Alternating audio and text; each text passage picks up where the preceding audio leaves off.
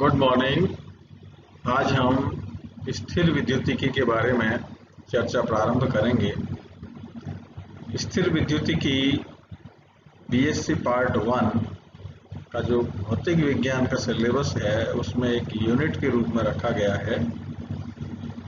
अधिकांश छात्रों को स्थिर विद्युतिकी के बारे में यह ज्ञान होगा क्योंकि उन्होंने जो 12th लेवल तक की क्लासेज हैं उसमें भी स्थिर विद्युतिकी के बारे में पढ़ा है।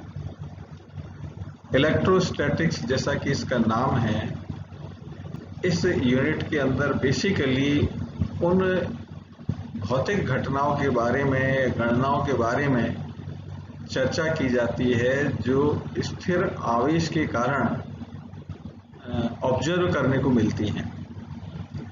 इसकी जो शुरुआत है वो घर्षण विद्युत से होती है, जिसको फिजिक्स की भाषा में फ्रिक्शनल इलेक्ट्रिसिटी कहते हैं। फ्रिक्शनल इलेक्ट्रिसिटी का तात्पर्य है कि ऐसा ऑब्जर्व किया गया कि जब कुछ वस्तुएं, दो वस्तुओं को आपस में रगड़ा जाता है तो उनके पृष्ठ के ऊपर एक ऐसा आवेश उत्पन्न हो जाता है कि रगड़ने के पश्चात वो आपस में एक दूसरे के प्रति आकर्षण प्रदर्शित करने लगती हैं। इस ऑब्जर्वेशन को फिजिक्स में घर्षण विद्युत या फ्रिक्शनल इलेक्ट्रिसिटी नाम दिया गया। इस तरह का ऑब्जर्वेशन कुछ पर्टिकुलर पेयर्स के साथ ही ऑब्जर्व होता है। जैसे बिल्ली की खाल को यदि एबोनाइट की छड़ से रगड़ेंगे तो यह घटना बड़ी आसानी से देखने को हमें मिलती है।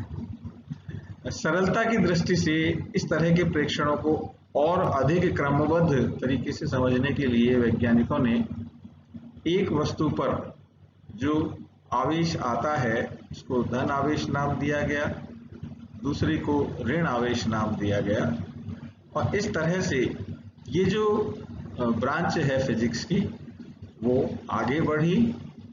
और समस्या ये होती है कि इन दो के बीच का जो बल प्रेक्षित होता है उसको इससे पहले जो नेचुरल फोर्स के लिए वैज्ञानिक फॉर्मूला काम में लिया करते थे, जो द्रव्यमान का गुण था, प्रत्येक द्रव्यमान का गुण था जिसको कि हम गुरुत्वाकर्षण बल कहते थे, जिसकी गणना F = G m1m2/r² से की जाती थी। उस सूत्र के अनुसार तो इस प्रेक्षण का, इस घटना का विश्लेषण वैज्ञानिक नहीं कर सकते थे, नहीं कर पाए, यूं समझ लीजिए। तो ऐसी स्थिति में एक जो स्वाभाविक विचार आया वो ये आया कि ये जो ऑब्जर्वेशन है ये गुरुत्वाकर्षण के अलावा आकर्षण है। यह द्रव्यमान पर आधारित नहीं है, यह द्रव्यमान के अलावा किसी अन्य भौतिक राशि पर आधारित है जो आगे चल के आवेश के नाम से विज्ञान के अंदर आई, जिसको कि हमने धन आवेश और ऋण आवेश के नाम से जाना। द्रव्यमान, गुरुत्वाकर्षण जो बल है वो तो केवल आकर्षण प्रकृति का ही होता है। यहाँ यह प्रेक्षण जब इसको विस्तृत रूप से ऑब्जर्व किया गया तो ये देखने को मिला कि एक ही प्रकार से आवेशित वस्तुओं को जब निकट लाया जाता है तो उनके मध्य आकर्षण की बजाय प्रतिकर्षण प्रेक्षित होता है। इस तरह की आकर्षण और प्रतिकर्षण बल की गणना के लिए, इसको और अधिक भौतिक रूप से समझने के लिए एक नियम दिया गया जिसको फिजिक्स में कूलाम का नियम कहते हैं।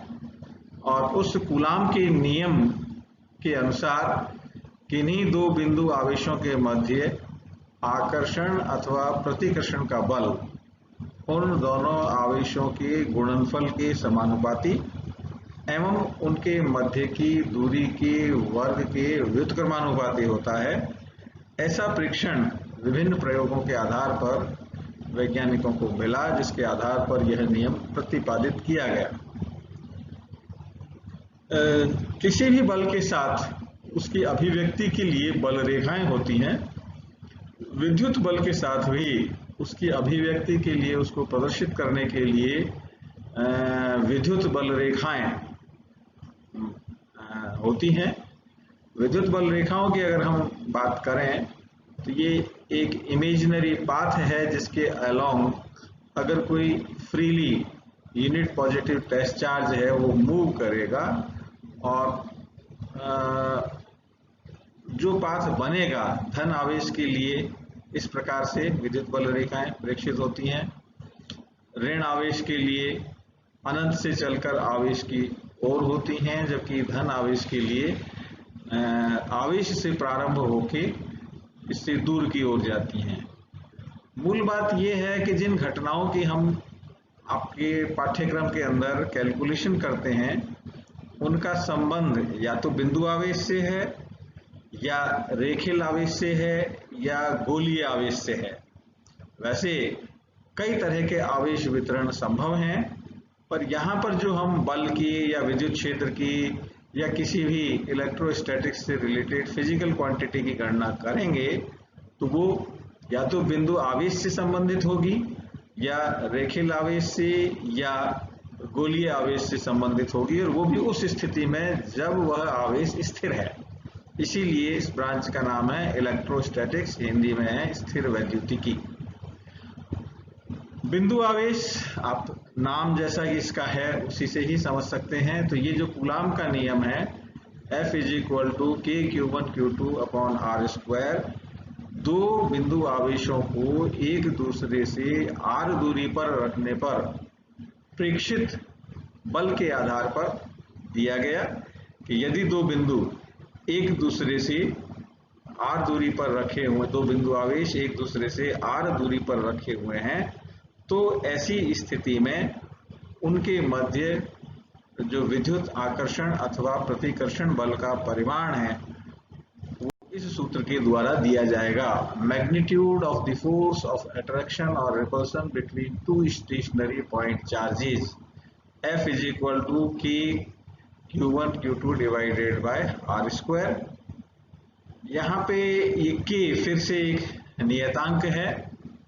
गुरुत्वाकर्षण के क्षेत्र में गुरुत्वाकर्षण की गणना में आपने देखा होगा जो गुरुत्वीय नियतांक G यहाँ पर हम लिखते थे वो सार्वत्रिक नियतांक था, यानी कि सभी कैलकुलेशंस में हम उसकी वैल्यू फिक्स्ड मानते थे।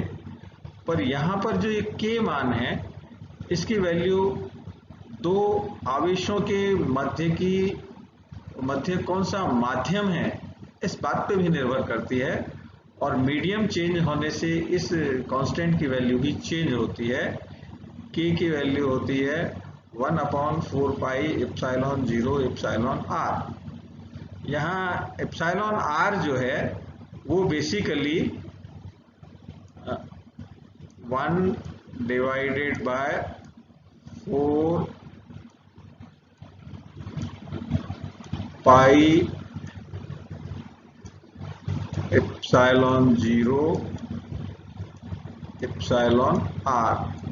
ये जो एप्सिलॉन r है जिसको हम रिलेटिव परमिटिविटी कहते हैं, वैक्यूम के लिए इसकी वैल्यू 1 होती है, और जो मेटेलिक मीडियम है उसके लिए इसकी वैल्यू इनफाइनाइट होती है, अनंत होती है। यानी कि अगर दो बिंदु आवेशों के मध्य मेटेलिक मीडियम है तो उनके मध्य जो फोर्स की वैल्यू है वो 0 होगी, और अगर निर्वात है तो एप्सिलॉन r की वैल्यू 1 होगी, और उस अवस्था में इस फोर्स की वैल्यू मैक्सिमम होगी। आकर्षण है तो आकर्षण बल का परिमाण, और प्रतिकर्षण है तो प्रतिकर्षण बल का परिमाण। इस 1/4πε0 इसको अगर आप कैलकुलेट करेंगे तो इसकी वैल्यू आती है 9 × 10⁹ MKS। जो स्टैंडर्ड MKS सिस्टम है हमारा उसके अंदर इसकी वैल्यू 9 × 10⁹ आती है। तो जो आवेश सिस्टम हम काम में लेते हैं Q1 Q2 को अगर कूलाम में लें, R को अगर मीटर में लें, तो K की जो वैल्यू है यह समझ लीजिए 9 × 10⁹ डिवाइडेड बाय एप्सिलॉन r। तो इस फॉर्मूले की मदद से हम फोर्स कैलकुलेट कर सकते हैं, और यह एक साधारण सी प्रक्रिया है कि जब कभी भी हम किसी भी ब्रांच में बेसिक जो फोर्सेज हैं उनकी स्टडी करते हैं, चाहे वो गुरुत्वाकर्षण हो चाहे विद्युत आकर्षण हो, तो सबसे पहले फोर्स डिफाइन करते हैं, फोर्स से बात आती है फील्ड की, फील्ड से हम फिर फ्लक्स कैलकुलेशन पे आते हैं, फिर फ्लक्स और फील्ड और फोर्स इनको आपस में रिलेट करके जो मैथमेटिकल टूल्स हमारे पास होते हैं उनकी हेल्प से, उनकी मदद से हम जो दूसरे चार्जेज होते हैं उनके लिए फोर्स की कैलकुलेशन करते हैं, चार्ज डिस्ट्रीब्यूशन होते हैं उनके लिए बल की गणना करते हैं।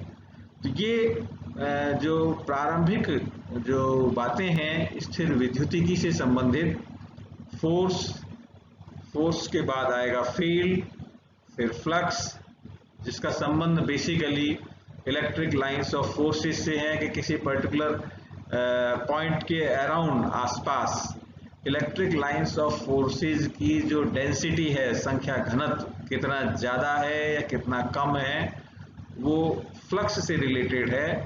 हर कभी भी जैसे हम कहते हैं ना कि विद्युत बल रेखाएं धन आवेश से प्रारंभ होकर ऋण आवेश पर समाप्त होती हैं, तो ऋण आवेश पर अगर ये समाप्त होती हैं इसका मतलब एक तरह से इसका अगर मूविंग कैरेक्टर है तो फ्लक्स किसी भी इमेजिनरी सरफेस से पास होने वाला फ्लक्स, प्रत्येक फ्लोइंग क्वांटिटी का संबंध उस किसी काल्पनिक क्षेत्रफल से गुजरने वाले फ्लक्स से प्रदर्शित किया जाता है फिजिक्स में।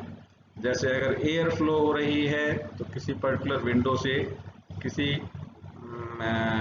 एयर अंदर एंटर होने वाले एयर का फ्लक्स, पानी बह रहा है तो पानी का फ्लक्स, विद्युत बल रेखाएं चल रही हैं तो विद्युत फ्लक्स, गुरुत्वीय बल रेखाएं हैं तो गुरुत्वीय फ्लक्स एंड सो ऑन। तो ये एक नियमित प्रक्रिया है जिसके आधार पर हम ये कैलकुलेशंस बेसिकली करते हैं। और आगे जो हम बात करेंगे इलेक्ट्रोस्टैटिक्स, इसी के कंटिन्यूएशन में वो electric lines of forces, electric field अलग अलग सिचुएशंस में उसकी क्या क्या वैल्यूज होंगी और उसको किस तरीके से कैलकुलेट किया जाएगा वो हम बेसिकली कैलकुलेट करेंगे। यहाँ तक जो प्रारंभिक या इनिशिएटिव या इंट्रोडक्टरी पार्ट है as far as electrostatics is concern, उसके बारे में हमने चर्चा की।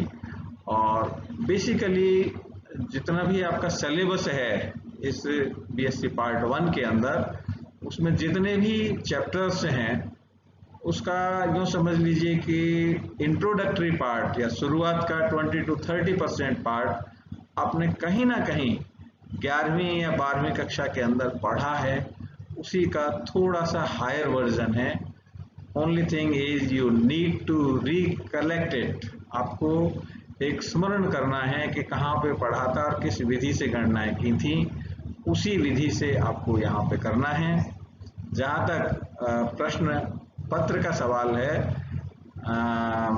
ये जो बीएससी की डिग्री है, बीएससी की डिग्री में 3 आपके ऑप्शनल पेपर हैं और उसके बाद कंपल्सरी पेपर हैं। डिग्री की कैलकुलेशन के लिए जो ऑप्शनल पेपर हैं उन्हीं के परसेंटेज के आधार पे आपको first division second division allocate होती है। कंपल्सरी में केवल पास होना जरूरी है।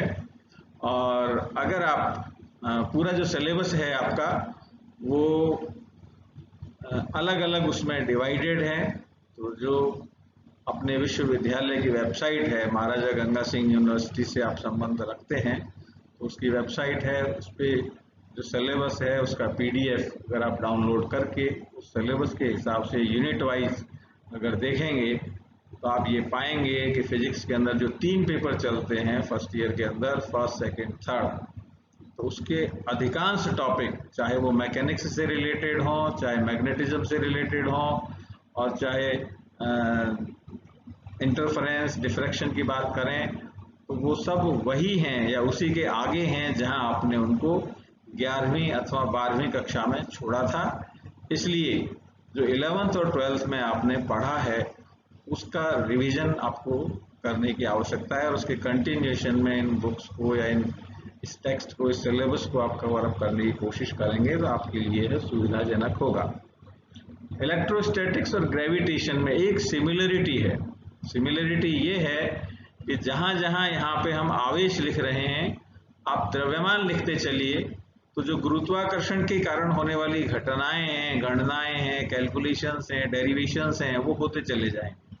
या अगर आपको ग्रेविटेशन वाला अच्छा लगता है, ग्रेविटेशन अच्छा पढ़ा हुआ है, तो जो भी परिभाषाएं या जो कैलकुलेशंस आपने की हैं, उसमें जहां जहां कैपिटल जी आया उसकी जगह के लिख दीजिए, M1 M2 की जगह Q1 Q2, जहां जहां द्रव्यमान शब्द था उसकी जगह आवेश लिखते चलिए।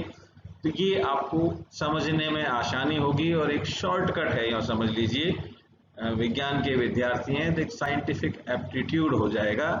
If you replace charge by mass, तो आप एक दूसरे की जो कैलकुलेशंस हैं उनको, वो फॉर्मूले हैं, उनको याद रख सकते हैं। बस फर्क इतना ही है कि यहाँ पे जो कैरेक्टर है वो अट्रैक्शन के साथ साथ रिपल्सिव कैरेक्टर भी है, और गुरुत्वाकर्षण के अंदर जो कैरेक्टर है फोर्स की, वो केवल और केवल अट्रैक्टिव है, और रिपल्सिव कैरेक्टर का वहाँ कोई स्थान नहीं है।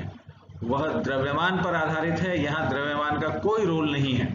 ये जो घटना है ये द्रव्यमान पर आधारित नहीं है।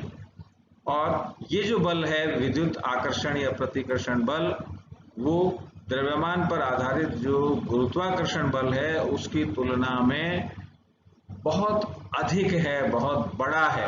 अगर आप इसको कैलकुलेट करेंगे तो ये करीब करीब 10 की घात 20 से भी ज़्यादा आता है। अगर आप खुद कैलकुलेट करके देखें, उदाहरण के तौर पर 2 इलेक्ट्रॉन ले लीजिए, इलेक्ट्रॉनों का द्रव्यमान आपको पता है, 1 मीटर की दूरी पर है, 1 सेंटीमीटर की दूरी पर हैं। आप गुरुत्वाकर्षण बल कैलकुलेट कर सकते हैं, formula G M1 M2 upon R²।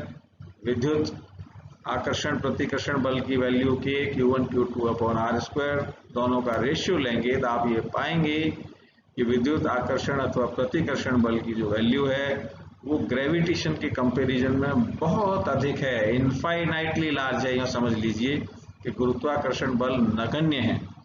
इसीलिए इन इंटरेक्शंस को, इन घटनाओं को या इन अभिक्रियाओं को हम स्ट्रॉन्ग उसकी कैटेगरी में रखते हैं। और आगे चल के हम ये पढ़ेंगे कि जब कभी भी कोई चार्ज मूव करता है तो करंट प्रोड्यूस होती है, और उस करंट के कारण न केवल इलेक्ट्रिक करंट, मैग्नेटिक फील्ड भी प्रोड्यूस होता है। तो धीरे धीरे वैज्ञानिकों को ये समझ में आया कि इलेक्ट्रिसिटी और मैग्नेटिज्म ये दिखने में भले ही अलग अलग हों, बट दे आर को रिलेटेड। इसीलिए इस पूरी ब्रांच का नाम रख दिया गया इलेक्ट्रोमैग्नेटिज्म, विद्युत चुंबकत्व। तो बुक भी मार्केट में आपको इलेक्ट्रोमैग्नेटिज्म के नाम से मिलेगी, जिसके यूँ समझ लीजिए 2 पार्ट हैं, इलेक्ट्रिसिटी और मैग्नेटिज्म। और चूंकि ये दोनों को रिलेटेड हैं, मैग्नेटिक फील्ड को चेंज करते हैं तो इलेक्ट्रिक फील्ड मिलता है, और इलेक्ट्रिक फील्ड को चेंज करते हैं तो हमें मैग्नेटिक फील्ड क्रिएट होता है।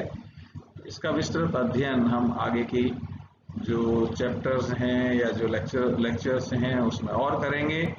पर सतही तौर पे या इंट्रोडक्टरी पॉइंट ऑफ व्यू से जो हमने बात की उसमें मेन यही है कि आपने 12th लेवल तक जो भी कुछ पढ़ा है, मेन चीज़ है उसको आप रिवाइज करते रहें। तो आपका जो कॉन्फिडेंस लेवल है, कॉलेज लेवल में जैसे ही आपकी एंट्री हुई है, तो उसको पढ़ने के लिए, उन बुक्स को समझने के लिए जो आपका कॉन्फिडेंस पार्ट है वो बहुत हाई रहेगा। मॉरली आप बहुत स्ट्रॉन्ग पोजीशन में रहेंगे। और वर्तमान उसमें क्योंकि बड़ी असमंजस सी स्थिति है सभी के लिए, जगह जगह कोरोना जो अपना रौद्र रूप धारण किए हुए है, तो उससे आपको कतई घबराने की ज़रूरत नहीं है। जो इसकी गाइडलाइंस हैं उनको फॉलो करते हुए अपनी जो नियमित शैक्षणिक और दूसरी गतिविधियां हैं अपने घर पर, अपने स्टडी रूम में रहकर पूरी करें, और जहां तक हो सके घर से बाहर निकलने का प्रयास ही नहीं करें, तो आप ज़्यादा सुरक्षित रहेंगे। धन्यवाद।